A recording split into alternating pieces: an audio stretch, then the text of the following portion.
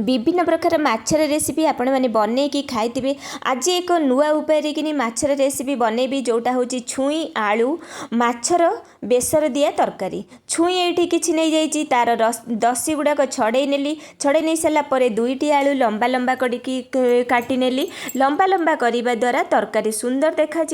आ सांगे कि स्वाद भी आसब। तो ये कि अलग गोटे कढ़ारे कि भल भाव सोरिष तेल देकी गरम हो गला माछ रखी लुण हल्दी गोलैकी सेटा को मु भाजी नेली। भल भाव भाजी दे सारा पर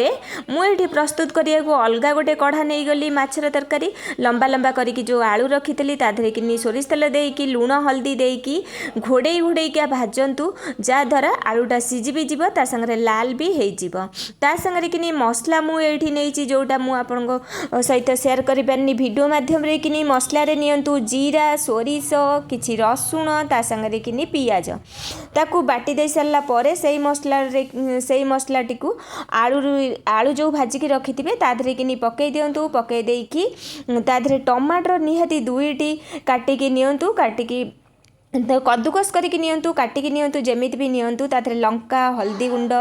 ता संगे कि लुण परिमाण अनुसार कि पकई देकी भल भावे से मसलाटा को आलू सहित कषि दियंतु जोटा टिके कषि हो गला परे पानी दियंतु परिमाण अनुसार कि एटा मु तरकारी करी झोल तरकारी से लगी मु अधिक पानी देइची आपण माने आपण मानक परिमाण अनुसार कि पानी दियंतु फुटी गला परे रखिथिबा काटिकी छुई की पकांतु छुईटा 2 फुटा पर्यंत ताकू घोड़े दिंतु घोड़े सारा पर काढ़ी अलग एक पात्र रे कि काढ़ी नियंतु अलग एक पात्र रे कि काढ़ी सारा पर से कढ़ारे कि सेम कढ़ारे कि किसी सोरिष तेल नहीं गली 5 फुटण देकी फुटी गला पर से रखि किसी छेचिकी रसुण पकई देकी टिके एपट सेपट कर देकी तरकारी की पकई दिंतु